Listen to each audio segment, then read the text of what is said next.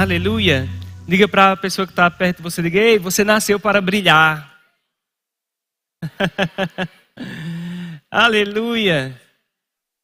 Talvez tenham tentado ofuscar o seu brilho ou você mesmo, mas você nasceu para brilhar. Glória a Deus. Quantos sabem que Deus, Ele sempre brilha? Aleluia. E quando Ele nos criou com um propósito de sermos feitos à sua imagem e semelhança. A sua semelhança e a sua imagem conforme a sua semelhança. Amém? Então você nasceu com um propósito muito claro nas Escrituras. Você nasceu para brilhar, mas a sua luz, ela não brilha de você mesmo. Nós não somos pessoas que brilhamos de forma independente. Nós brilhamos por tabela. Quantos gostam de ver a luz, a lua quando está cheia?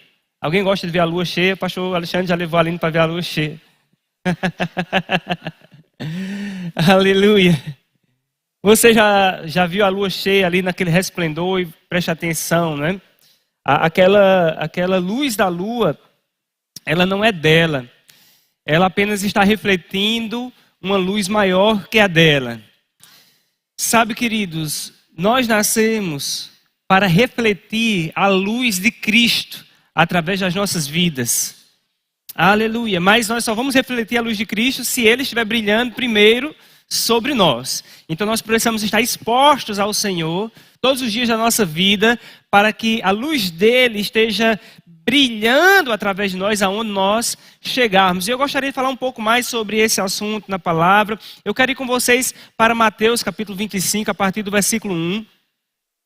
Se você está aqui pela primeira vez na nossa igreja, quero te dizer, seja muito bem-vindo, seja bem-vinda. Se você está em casa assistindo pela televisão ou pela internet, também seja muito bem-vindo. Fique conosco, não apenas assista, mas se faça participante desse culto. Anota, escreve, te concentra, não fica deitado, se senta, mas coloca uma posição, um posicionamento de quem está para receber. Sabe, amados, é muito importante o nosso posicionamento de quem está para receber. A nossa assimilação depende muito da nossa posição. Hoje, pela manhã, eu estava ensinando meu filho. E ele tinha que aprender lá uma espécie de artigo sobre essa parte de terremotos, placas tectônicas, radiação, essas coisas, né? E ele tinha que saber daquilo ali, e ele estava com muita dificuldade de aprender aquele conhecimento. Ele tem amanhã que ensinar em uma feira de ciências, e ele estava com dificuldade ainda de aprender, e ele estava lá, assim, achando que não iria conseguir aprender, chateado, triste, até querendo chorar por causa disso. A Aurélia está dizendo que ele chorou. É que ele não gosta muito de chorar na minha frente, ele puxa as lágrimas. E eu comecei a ensiná-lo e fazer toda uma abordagem didática, mas não deu jeito, queridos. Aquela minha primeira abordagem não funcionou, porque eu usei as ferramentas didáticas que eu tinha de aprendizagem, de como é que você consegue assimilar, de como é que você consegue compartilhar, e eu estava passando para ele. E ele não estava conseguindo, de repente eu olhei para ele e disse: olha, do jeito que você está, você não vai conseguir aprender não. Porque você está muito relaxado, você já está com uma posição de derrotado aí, de quem não vai conseguir aprender. Desse jeito você não vai conseguir aprender nada. Ninguém consegue aprender com uma posição de derrotado. Ninguém consegue vencer se no seu coração você já está derrotado. Ninguém consegue brilhar se você já se vê em trevas. Então eu disse: ó, se você continuar assim, você não vai aprender nada. Você precisa ter uma postura de quem vai aprender. Reagir, se levantar e ter coragem. Se levante, vá tomar uma água e volte. Ele se levantou, foi tomar uma água e voltou com uma postura diferente. Ele não estava assim. Eu fiz isso, você está assim, derrotado. Você não é derrotado. Você é inteligente, você tem capacidade de aprender tudo isso, mas a sua postura está errada. E ele voltou com o peito estufado e começou a reagir.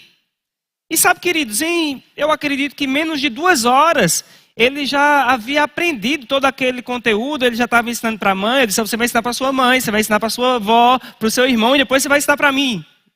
E eu vou dar uma nota. Aleluia! E então eu dei uma nota 8 para ele.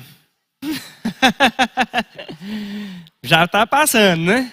Senão à tarde você vai fazer outro treino, à noite outro treino, para que amanhã você faça o seu melhor lá. Mas, amados, muitas vezes a gente acha que não pode, mas nós podemos sim. Jesus disse que tudo é possível aquele que crê. Agora, quando nós estamos crendo, nós temos um posicionamento de quem está crendo. Um posicionamento de derrotado nunca é um posicionamento de quem está crendo.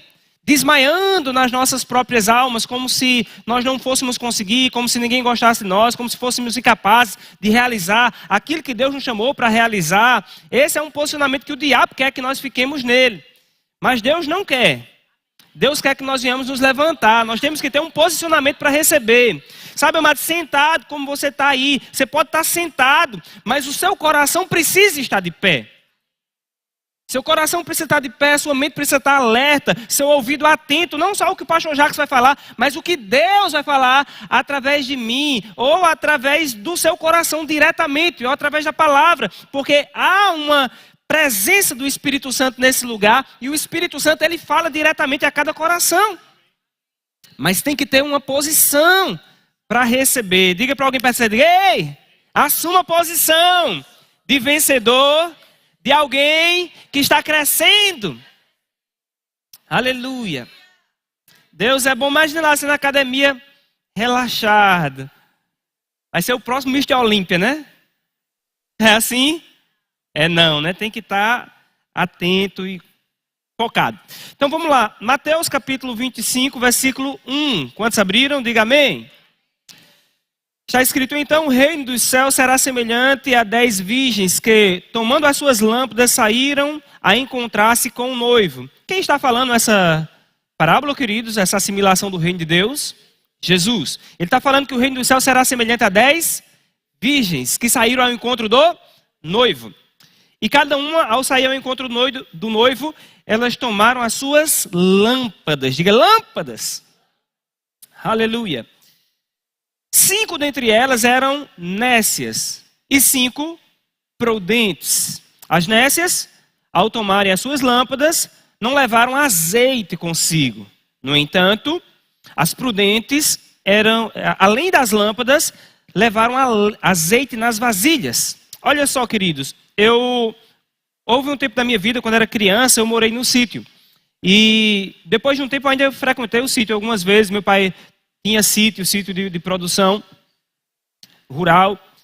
E eu ia lá e era comum a gente ver algo que a gente chamava lá de lamparina. Eu não sei como é que chama aqui, nós chamávamos de lamparina.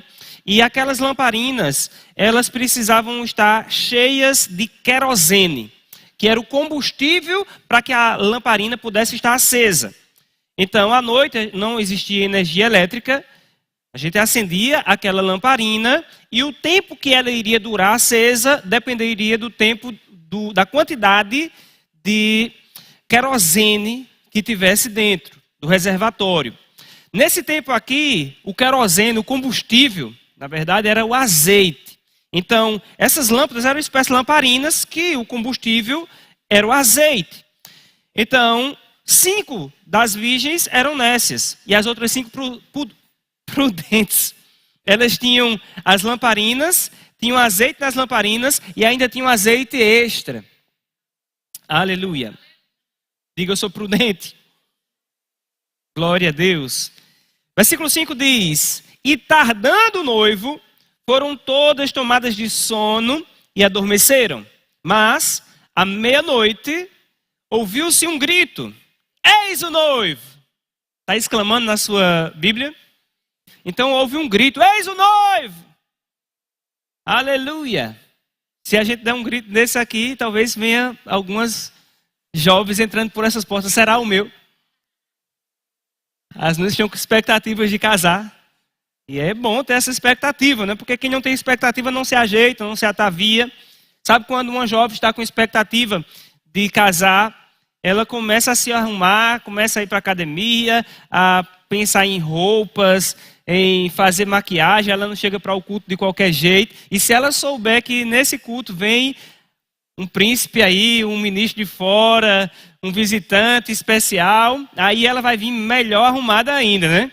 Ela não vai vir de qualquer jeito, ela não vai vir com o cabelo de todo jeito, assanhado. Ela não quer ser vista de qualquer forma, pois eu tenho uma novidade para você: o noivo está chegando. E não existe outro como ele. Aleluia, o noivo está chegando. O nosso Senhor Jesus Cristo está vindo, queridos. E ele virá num de repente.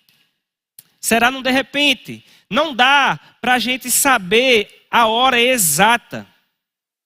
Não dá, a gente tem que estar pronto o tempo todo. Temos que estar preparados, porque nós não sabemos a hora exata. Certa vez uma pessoa falou: mas esse negócio de Jesus, ele está demorando muito vir. O povo já fala isso há tanto tempo que ele está vindo e ele ainda não veio. Eu vou viver a minha vida. E eu falei para uma pessoa, disse: talvez ele demore vir, mas o povo não está demorando para ir, não.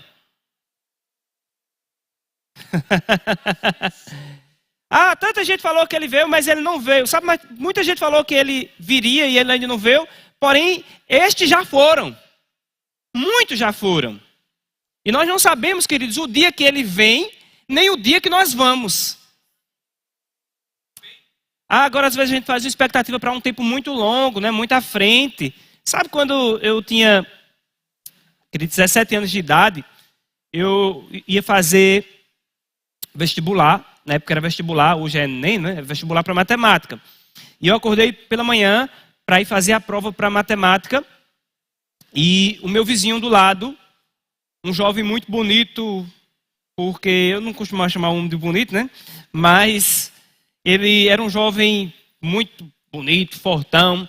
Era convidado para fazer propagandas em Campina Grande, passava na TV Globo. Era forte, além de bonito, era forte. Ele fazia aqueles negócios de queda de braço, ele ganhava do povo mais forte que vinha. O homem era forte mesmo. Sabe aquele homem alto, moreno, os cabelos assim em cima dos olhos, bonitão, fortão. Todas as meninas do bairro queriam namorar com ele. Quando ele completou 18 anos, ele fez vestibular para matemática, passou, ganhou um carro novo. Bonito, forte, filho de pai e mãe rico.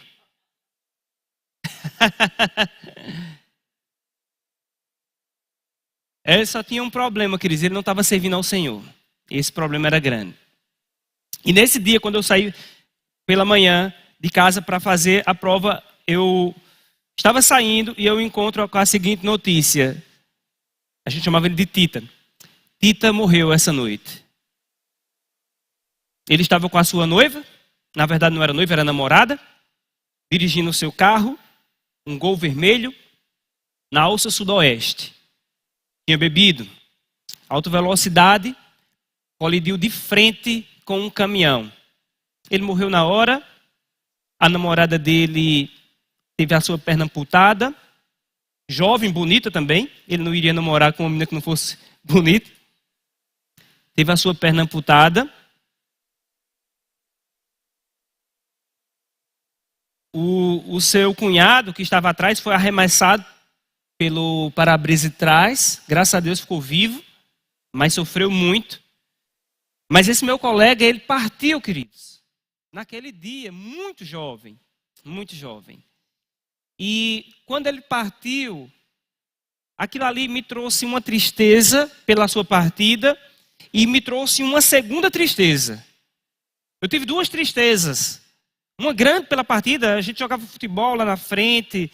Ele era tipo aquele colega também e que a gente admira. Sabe quando você tem um grupo e aquela pessoa da sua turma, aquele cara que ganha tudo, no futebol é o mais valente. Quando vinha as brigas, eu sou desse time, mas no meu grupo lá, o pessoal se unia para brigar, queridos.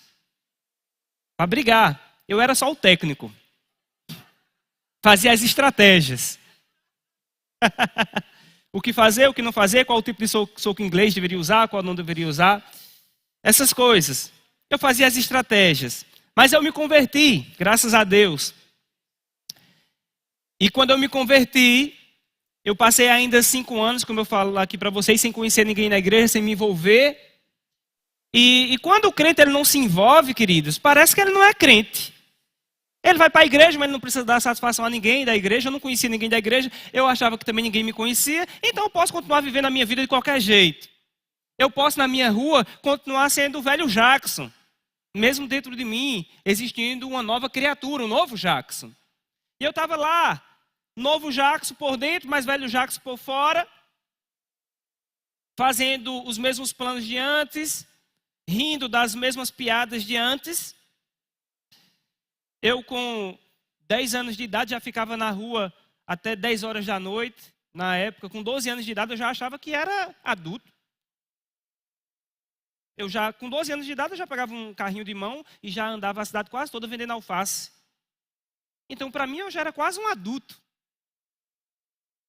E tinha muitas liberdades. Meu pai não morava conosco na nossa casa, então eu era o filho mais velho, já me sentia quase um homem da casa. Mas quando o Tita ele morreu naquele dia, eu tive 2 tristezas, porque ali eu já tinha 17 anos. Com 15 anos de idade, eu já havia tomado uma decisão de me envolver na igreja. Depois de 5 anos, participando dos cultos, com 15 anos eu decidi me envolver. E já fazia 2 anos que eu estava envolvido na igreja, já estava servindo ativamente. Porém, eu nunca, nesses 2 anos de crente mesmo, que eu considero assim, ano de crente mesmo, eu nunca preguei para Tita. Eu nunca falei de Jesus para ele. Eu sempre fiquei naquela... A gente pode pregar sem falar, com a vida, mas tem gente que vai precisar ouvir, queridos. E quando ele morreu, eu fiquei com aquela coisa, meu Deus, eu não vou ter uma outra oportunidade de falar de Jesus para ele. Eu não vou ter uma segunda oportunidade. Ou seja, Jesus não voltou para Tita. Tita foi para ele. Agora, eu não sei se vai permanecer nele. Isso aí Deus sabe. Porque um dia todos nós compareceremos diante do tribunal de Cristo ou diante do trono branco. Amém? Tribunal de Cristo para receber galardão aqueles que receberam a Cristo e servem ao Senhor. Trono branco para receber sentença de juízo eterno. Estava meditando sobre o trono branco, né? A gente vai ter um evento, eu acredito que vai ser anunciado provavelmente hoje. Nós vamos ter um evento aqui na igreja agora, mês que vem, que é um evento de doutrinas básicas da Bíblia. Vai ser maravilhoso. Nós vamos trazer um especialista, o Saulo Stan, ele vai estar por aqui, vai ser uma grande bênção. Estou dando um spoiler aí, ó, a Amanda não está gostando disso. Vai ser uma grande bênção, já se programa para estar aqui nesse evento.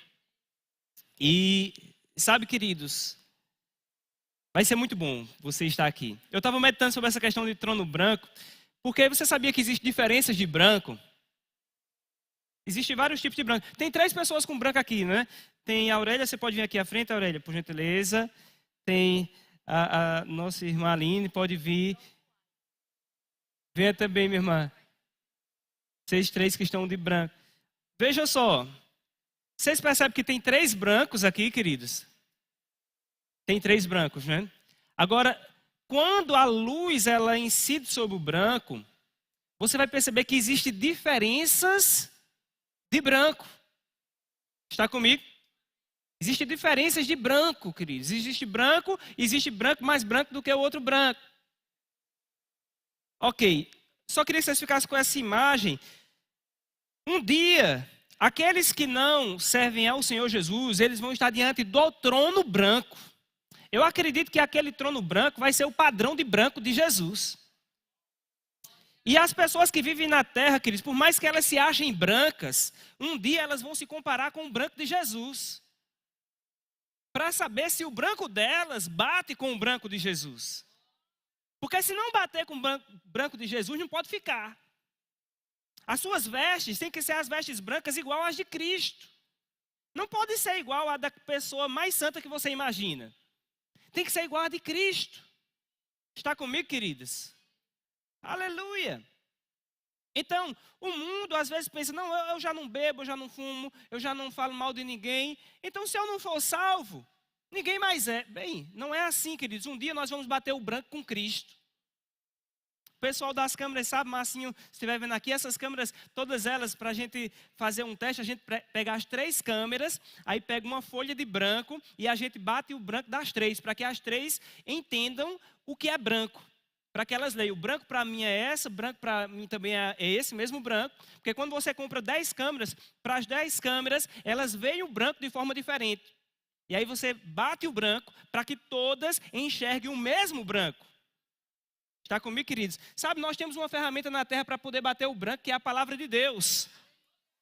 A palavra de Deus é o nosso referencial de branco. Está comigo, queridos? Aleluia. Eu queria que vocês batessem palmas aí para as meninas. Glória a Deus. Isso é muito importante, queridos, porque naquele dia nós vamos precisar estar com as vestes igual às vestes de Cristo. E só Ele pode dar. Não tem como comprar essas vestes. É só Ele que pode dar e Ele nos dá de graça. Aqui, as virgens, 5 eram prudentes, 5 eram nécias. No versículo 6, diz que à meia-noite ouviram o grito, eis o noivo. No versículo 7 diz, então se levantaram todas aquelas virgens e prepararam suas lâmpadas. E as nécias disseram às prudentes, dai-nos do vosso azeite, porque as nossas lâmpadas estão se apagando. Mas as prudentes responderam, não, para que não nos falte a nós e a vós outras. Ide antes aos que vendem e comprai-o. E saindo elas para comprar, chegou o noivo. E as que estavam apercebidas entraram com ele para as boldas, e fechou-se a porta. Mais tarde chegaram as virgens nécias, chamando, Senhor, Senhor, abre-nos a porta. Mas ele respondeu, em verdade vos digo que não vos conheço. Vigiai, pois, porque não sabeis o dia nem a hora. Ou seja, vigiai. Essa história é muito interessante, queridos. E quando eu li essa história ainda na minha adolescência, eu tive que tomar uma decisão. Eu devo ser comparado a que tipo de virgem? As nécias ou as prudentes? Porque o noivo vem ou eu vou. Naquele dia eu tive a dupla tristeza. O meu amigo partiu e eu não preguei para eles. Eu não anunciei para eles. Eu já pedi perdão ao Senhor. Mas só pedir perdão ao Senhor não é suficiente, queridos. Porque se eu peço perdão ao Senhor e eu não começo agora a viver uma vida que eu possa anunciar Cristo também para outras pessoas, outros vão partir. E que eu deveria ter anunciado. Depois você estuda sobre o Atalaia. Eu não vou falar sobre ele agora. Mas se você for fazer o rema comigo, tem uma matéria do rema que eu sempre ministro sobre ele. Ministério prático.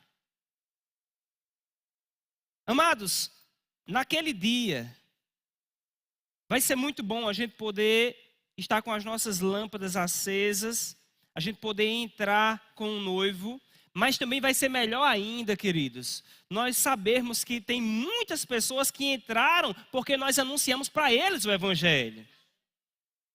E você é um instrumento de Deus aqui na terra para anunciar o Evangelho. Tem muita gente, queridos, que quer pregar a palavra aqui nesse púlpito. Sabe, isso não é ruim, não é errado, é bom. Mas existem pessoas que você nunca vai encontrar pregando a palavra nesse púlpito. Existem pessoas que você só vai alcançar pregando a palavra na sua casa, na sua vizinhança, no seu local de trabalho, na universidade. Aleluia, numa rua, como outros jovens foram evangelizar. E nós precisamos fazer alguma coisa, queridos, porque nós não sabemos o dia nem a hora que o noivo virá. Nós precisamos assegurarmos que nós temos azeite nas nossas vasilhas. Estarmos cheios O azeite, queridos, para nós tipifica a unção, o óleo do Espírito Santo habitando dentro de nós. Nós temos que estar cheios do Espírito. A palavra fala que nós devemos ser fervorosos de Espírito, servindo ao Senhor. Aleluia. Diga servindo. Diga servindo. Servindo é um gerúndio, é uma continuidade. O tempo todo servindo ao Senhor. Aleluia. Diga para alguém perto de você, diga, meu irmão, ei, você é um instrumento de Deus para servi-lo o tempo todo. Deus não tem um plano de aposentadoria para você espiritual, queridos. Não, você vai servir enquanto você estiver aqui na terra. Você é um instrumento de Deus para servir e devemos estar servindo ao Senhor o tempo todo, aonde nós estivermos. Quando adolescente ainda, eu recebi uma ministração tão maravilhosa de Simon Potter. E esse grande homem de Deus, ele falou a respeito de vida secular. Vida espiritual versus vida secular. Naquele tempo existiam muitas ministrações desse tipo. Olha, rapaz, você tem uma vida espiritual e você também tem uma vida secular, que é o seu dia a dia. Só que o Simon, ele ministrou algo para mim, ele disse, o crente não tem duas vidas, você não tem vida secular. Tudo que você faz é espiritual. Sua vida no seu trabalho é espiritual. Aleluia. E eu tinha alguns colegas que começavam, naquele tempo, por falta de entendimento, a fazer pressão. Rapaz, quando é que tu vai sair do secular e vai entrar no ministério? Quando é que tu vai deixar o secular e vai entrar no ministério? E tinha outros que ficavam meio debaixo de condenação. Rapaz, eu percebo que eu tenho um chamado, mas eu não tenho coragem, eu não tenho paz para deixar o meu trabalho. E havia aquela divisão, como se o ministro de tempo integral na igreja, o ministro que prega e que serve, que só vive do ministério, como se ele fosse superior ao ministro que trabalha e que prega a palavra, como se houvesse uma divisão. Mas não existe uma divisão, não existe essa questão de ministro secular, ministério secular, ou trabalho secular. Não, nós somos ministros de tempo integral o tempo todo. Nós somos servos de tempo integral o tempo todo. Nós servimos na igreja, nós servimos em casa. Aonde nós estamos, queridos, nós somos ministros de tempo integral. As pessoas estarão olhando para nós na nossa casa, no nosso trabalho. Aonde nós estivermos, nós não vamos deixar de ser crente. Eu cheguei no trabalho, você sabe, agora que não sou crente. Não, nós continuamos sendo crente. Nós continuamos sendo ministros, nós continuamos sendo servos.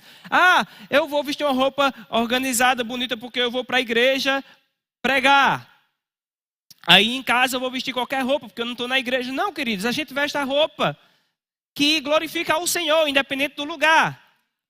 Pastor Jacques, quer dizer que nessa igreja vocês pregam usos e costumes? Aleluia. O que seria uso e costume? Não, aqui a gente não pode usar saia, ou só pode usar saia, isso, aquilo. Eu não estou falando disso, queridos. Mas as nossas vestes têm que ser vestes que elas não vão chamar a atenção para a sensualidade. Um dia um jovem chegou lá em casa, ele estava com outros jovens, e ele estava com uma blusa regata. E quando eu olhei aquele jovem com aquela blusa regata, na hora o Espírito Santo falou comigo, disse, esse jovem ele está com um espírito de sensualidade. Sabe, queridos, não é a blusa regata, é o que está motivando a pessoa a usar. Está comigo, queridos? E eu falei para ele, digo, olha, falei na frente dos outros jovens. Cuidado, você está com essa blusa e isso é um espírito de sensualidade. Se você não resolver isso, você vai ter problemas. Graças a Deus esse jovem resolveu, não teve problema, hoje está muito bem casado. Uma grande bênção, servindo ao Senhor. Mas às vezes é uma pequena brecha e a gente vai deixando essa pequena brecha. E essa pequena brecha ela vai aumentando a rotura e vai ficando uma rotura maior e daqui a pouco você não consegue controlar mais. É como em uma represa. Se você tem uma represa lá, um açude, se começar um pequeno vazamento e não for resolvido, queridos, aquele vazamento vai ficar cada vez maior. Daqui a pouco estoura tudo e aí não dá mais para resolver. Nós temos que resolver as coisas logo no começo. Estão aqui, queridos? Diga, Deus é bom. Amém. Vamos para frente, amém? Eu quero que você vá comigo lá para Mateus capítulo 4.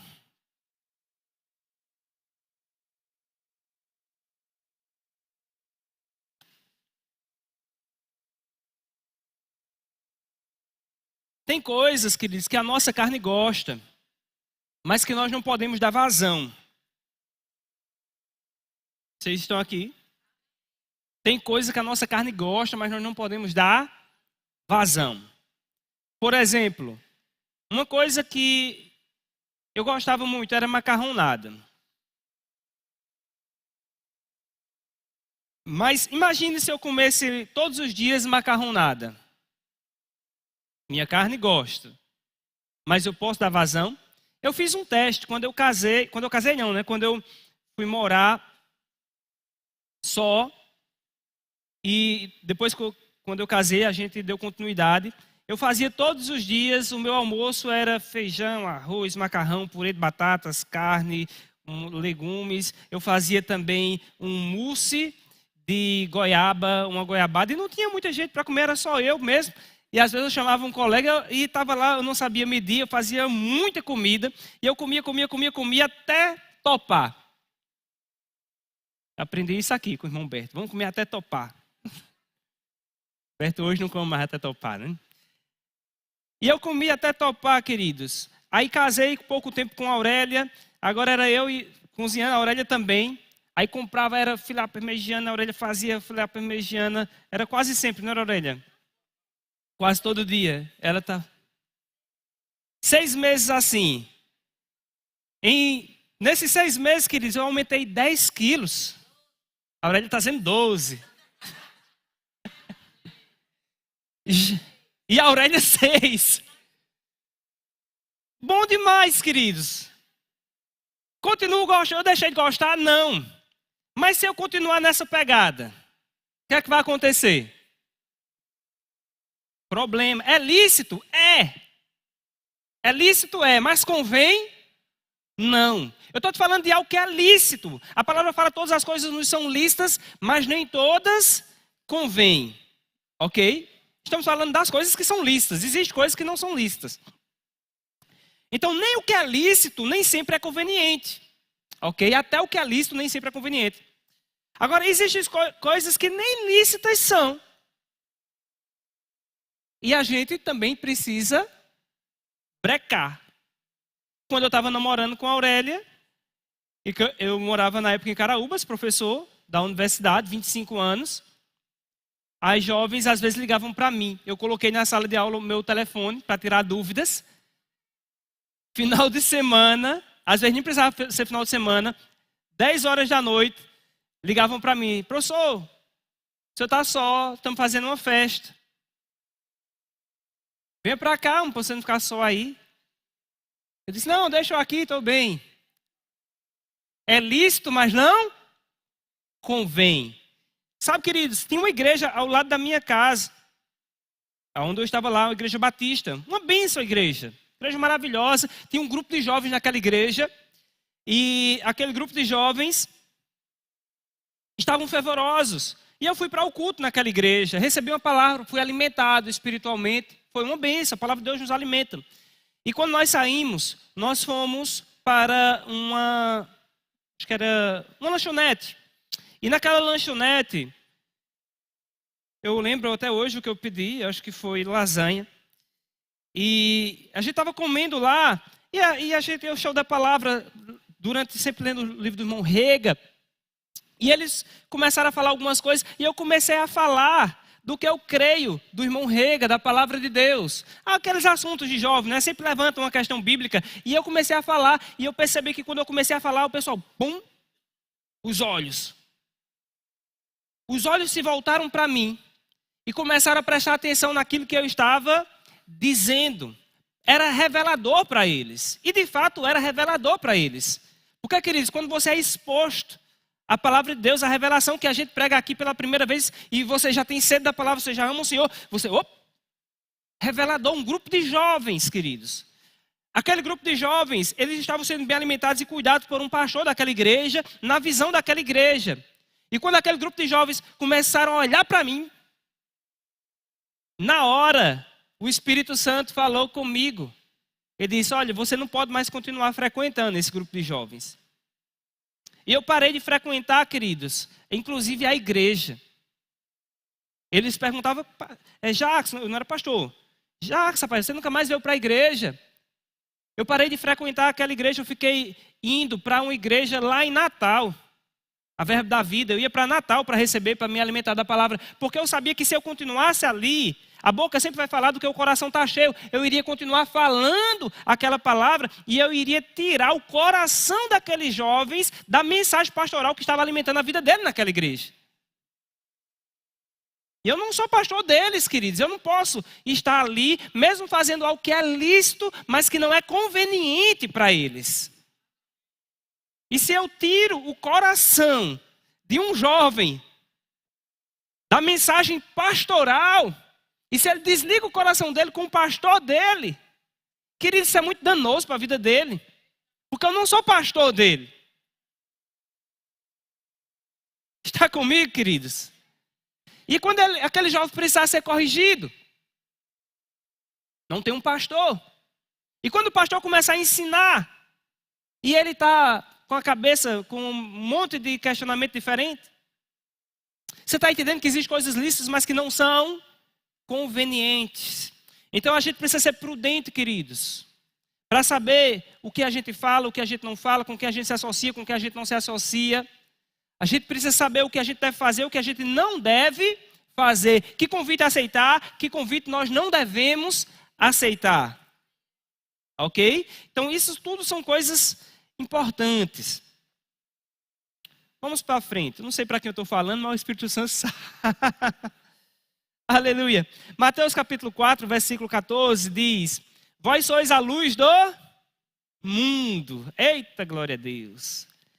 Não se pode esconder a cidade edificada sobre um monte, nem se acende uma candeia para colocá-la debaixo do alqueire, mas no velador, e alumia todos os que se encontram na casa.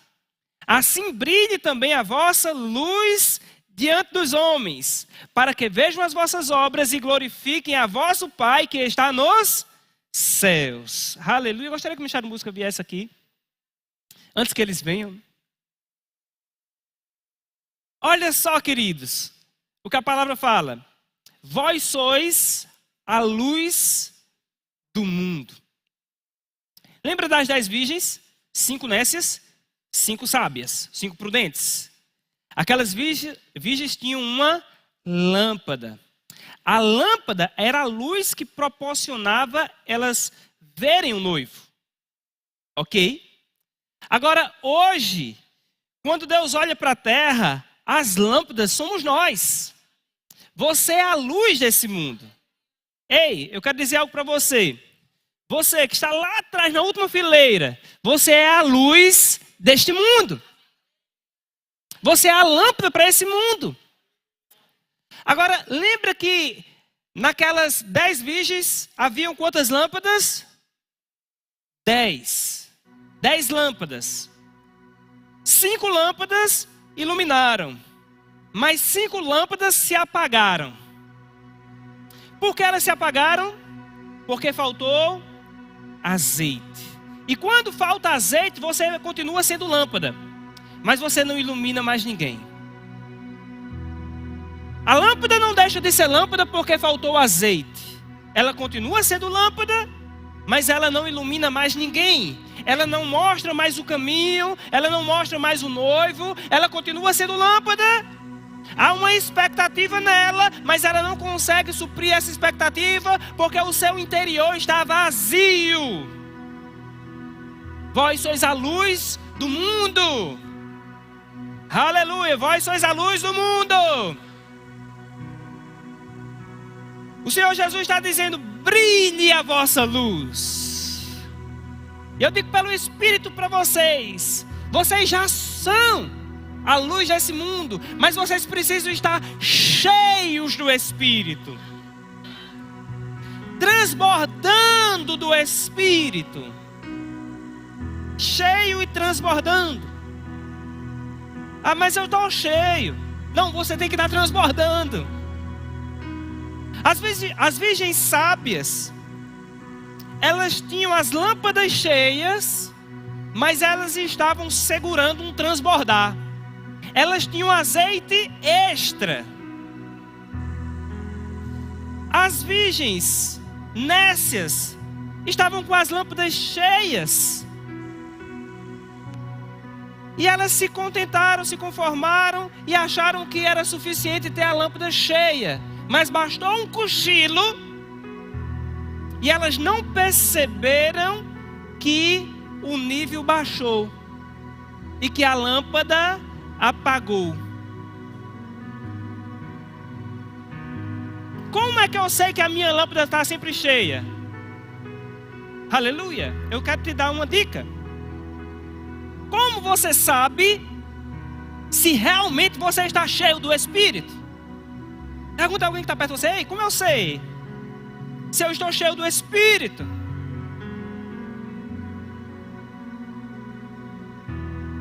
Você está cheio do Espírito quando você está transbordando. A menos que você esteja transbordando, não há uma segurança que está cheio. Você pode até pensar que está cheio, mas você só tem segurança que está cheio quando está transbordando. Essa garrafa está quase cheia, mas você não é chamado para viver quase cheio. Você é chamado para transbordar. Aleluia. Aleluia. Certa vez alguém perguntou: como eu posso encher uma peneira? Você sabe como pode encher uma peneira? A Aurélia já deu a resposta.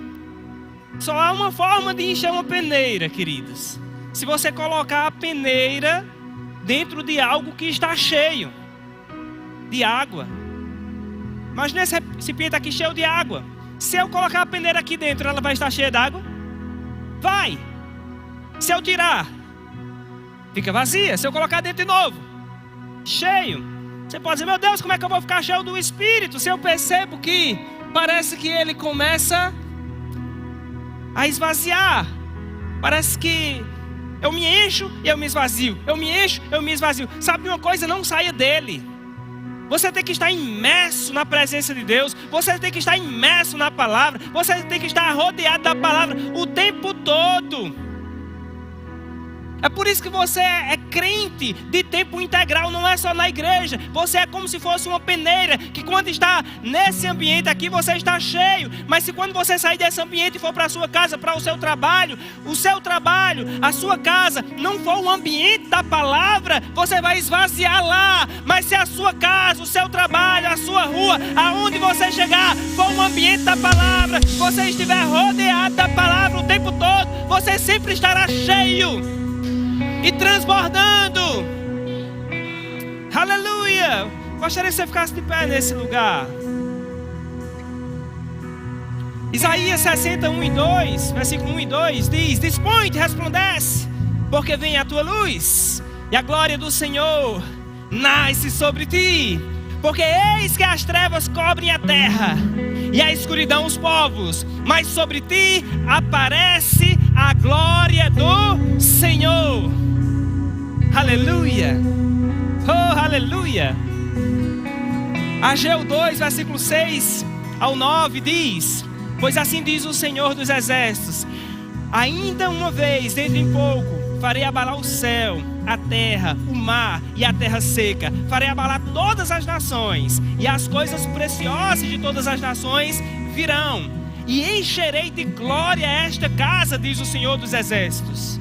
Minha é a prata, meu é o ouro, diz o Senhor dos exércitos. A glória desta última casa será maior do que a da primeira, diz o Senhor dos exércitos. E neste lugar darei paz.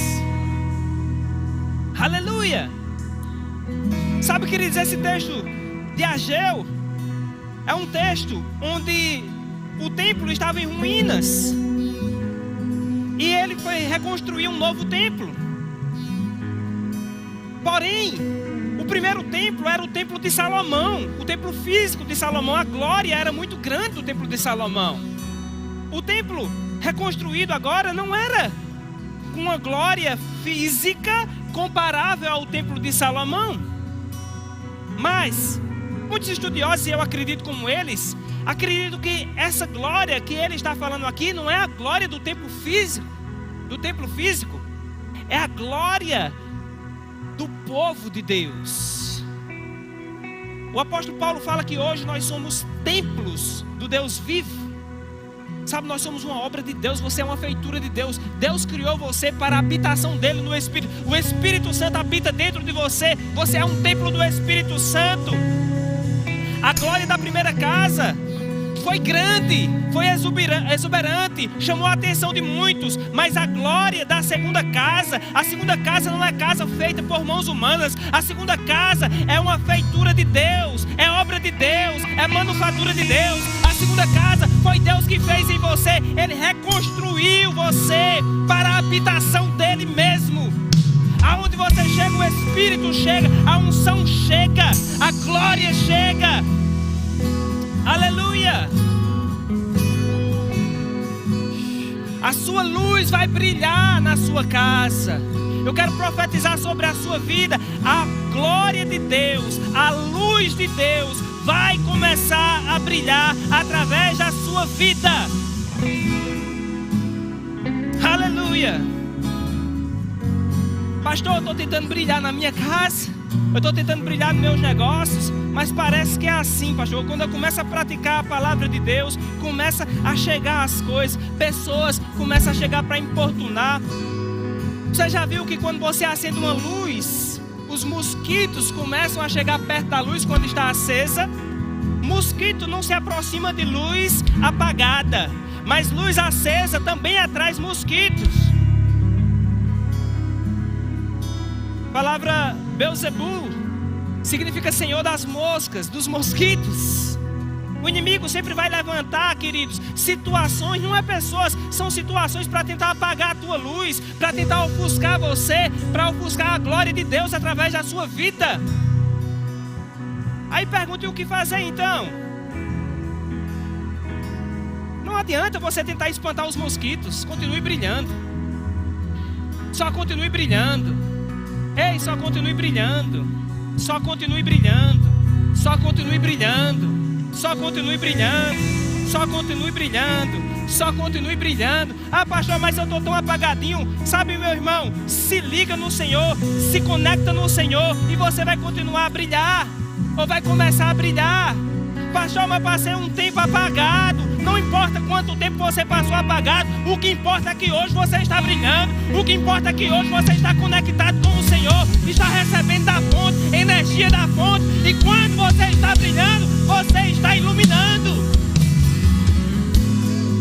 Aleluia! Você nasceu para brilhar. Você nasceu para brilhar. Não se contente com menos do que isso. Você nasceu para brilhar. Ei homem, ei mulher, você nasceu para brilhar na terra. A glória de Deus, o brilho de Deus, o brilho da palavra. Aleluia. Levanta as suas mãos para o alto. Fala: Senhor, eu quero estar conectado com o Senhor. Brilha sobre mim. Eu quero refletir a tua glória. Ah, Pai querido e amado, eu oro por eles. Eu te peço, Pai, em nome de Jesus, derrama sobre eles o azeite da tua unção, um vinho novo, em nome de Jesus. Que eles venham receber do trono da graça, em nome de Jesus. Oh, aleluia. Eu sei que sem ti, Pai, eles não podem, mas eu sei que eles não estão só. O Senhor está com eles. Eu não sei o que aconteceu, mas eu sei que o Senhor é maior do que qualquer coisa. Eu sei que o Senhor não apaga o pavio que fumega. Eu sei que o Senhor não quebra aquilo que já está amassado, não pisa a cana quebrada, mas o Senhor levanta, o Senhor sopra sobre eles o teu Espírito, o Senhor restaura, o Senhor renova, o Senhor restaura, o Senhor faz algo novo, o Senhor pega a massa, o Senhor trabalha nela.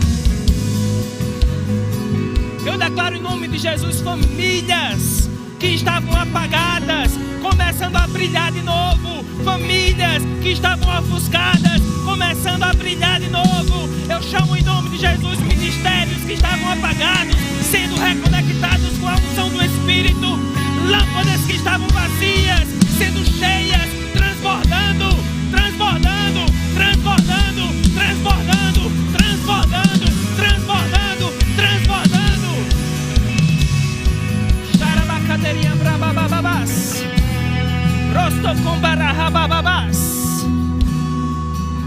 Eu declaro em nome de Jesus o batismo no Espírito Santo. Voltando até um lugar de evidência na sua vida. Oh, desengavete os dons. Desengavete os dons. Desengavete os dons. Desengavete o batismo do Espírito Santo. Comece a orar em línguas. Começa a transbordar. Aleluia. Pode parecer uma brincadeira orar em línguas, como assim? Pode parecer loucura. Ninguém entende isso. Isso é loucura, não é loucura. É sabedoria ao que crê. Quando você está orando, você está falando mistérios com Deus. Deus está ouvindo. Ele pega a tua oração e Ele responde. Ele responde. Ele responde. Sempre há uma resposta à voz da oração. Sempre há uma resposta quando estamos conectados com o Espírito. Aleluia! Você nasceu para estar conectado com o Espírito. Essa luz brilha porque ela está conectada, queridos. Existe uma fonte. Aleluia! A fonte pode estar distante, mas há uma conexão. Você precisa estar conectado com o Espírito, conectado com Deus, cheio da glória, cheio da unção. Entregue ao Senhor. Pastor, sabe como é aquela pessoa que está ali perto do mar? Tem gente dentro do mar, mas eu estou pensando, se eu entrar eu vou molhar. Eu vou molhar minha chapinha. Eu vou me molhar. Depois vai dar trabalho para enxugar. Mas Jesus não está chamando para você entrar e sair. Ele está chamando você para entrar e permanecer. Nesse mar você não sai, você entra e permanece. Aleluia. Há um rio que alegra a cidade de Deus, o santuário das moradas do Espírito. Deus está no meio dela. Aleluia. Aleluia. Esse é um novo tempo, queridos, para a sua vida. E eu gostaria que você desse uma resposta ao Senhor. Se você quer hoje tomar uma decisão, talvez você já está cheio, ou acha que está cheio, mas você quer transbordar do Espírito. Pastor, mas eu já sou ministro da palavra, já prego a palavra. Sabe, queridos, o ministro tem que estar transbordando. Pastor, mas eu nem sou ministro, eu nem prego a palavra. Tem que estar transbordando. Aleluia. Você precisa dar uma resposta para o Senhor. Essa palavra foi lançada. Você precisa ser rápido. Aleluia. Não há tempo a perder. Não há tempo mais a perder. Ei, não há tempo mais a perder. Temos que estar conectados. Não há tempo a perder. E eu gostaria que nesse momento agora você abrisse a sua boca e falasse com o Senhor. Diga para Ele: Pai, eu quero estar conectado com o Senhor. E eu quero estar conectado com aqueles a quem o Senhor me enviar para brilhar sobre eles, para transbordar sobre eles, para atraí-los para o Senhor, para iluminar o caminho. Pai, eu sou lâmpada, eu sou luz. Eu não vou escolher em qual quarto eu vou estar, em qual sala eu vou estar. Pode ser que eu esteja lá no puxadinho, lá atrás, mas aonde eu estiver, eu quero estar pronto para iluminar, para dissipar as trevas. Aleluia. Aleluia. Aleluia. Esteja pronto, queridos. Aleluia. O Senhor brilhe sobre a sua vida. Você pode sentar um pouco. Eu quero orar por você. Você que chegou aqui nessa noite, está com alguma dor ou enfermidade. Tem alguém que chegou aqui com alguma dor ou enfermidade e gostaria de receber oração para cura? Fica de pé no seu lugar. Todos sarados. Tem uma irmã aqui. Amém. Estenda as suas mãos na direção delas. Tem outra irmã aqui também. Pai, nós unimos a nossa fé com a das nossas irmãs e com aquelas pessoas que estão em casa também, precisando de oração para cura. E declaramos sobre eles agora, Pai, cura. descendo do topo da cabeça à planta dos seus pés. Eu repreendo toda a enfermidade, bata em retirada em nome de Jesus. Sejam sarados em nome de Jesus. Toda dor fora em nome de Jesus. Tudo que está fora de ordem, venha a ordem, seja restaurado agora em nome de Jesus. Aqueles que creem dizem amém. Está feito. Sabe, queridos, ontem à noite uma pessoa liga para mim, manda uma mensagem para mim. Já era um pouco tarde. Diz: pastor, gostaria que o senhor orasse. Minha mãe está infartada. Recebemos o diagnóstico. Está infartada. E antes de eu responder, eu já orei. Porque a gente não sabe se vai ter 1 minuto a mais. Eu orei e respondi: olha, eu já orei. Fique tranquila, vai dar tudo certo. Hoje eu entrei em contato com a pessoa. Disse: como é que está a sua mãe? Disse: está tudo bem. Foram feitos novos exames. E ela já está em casa. Os novos exames disseram que o primeiro estava errado. Ela não teve infarto. Eu não sei se o primeiro estava errado ou certo. O bom é que ela está em casa. Eu sei de uma coisa, queridos: a oração funciona. Vale a pena você crer em Deus. Vale a pena você estar preparado e estar conectado para acender a luz. E se você está aqui hoje e nunca aceitou Jesus como Senhor e Salvador da sua vida, confessando publicamente Jesus como seu Senhor e dono, e você quer hoje aceitar Jesus como Senhor da sua vida, é dessa forma que você entrega a sua vida para Ele e recebe a vida dEle, recebe a natureza dEle, recebe o perdão dos seus pecados. As suas vestes são transformadas em vestes espirituais, iguais às vestes de Cristo. E se você está aqui hoje e quer tomar essa decisão de entregar a sua vida para Jesus e receber o perdão dos seus pecados, ser lavado pelo sangue de Cristo, só levanta a sua mão aonde você está. Tem uma jovem aqui, palmas para ela, querida. Seja bem-vinda à família de Deus. Mas alguém hoje, queridos, quer entregar a sua vida para Jesus? Levanta a sua mão. Se tem mais alguém, também há uma oportunidade para você. Quem é a próxima pessoa?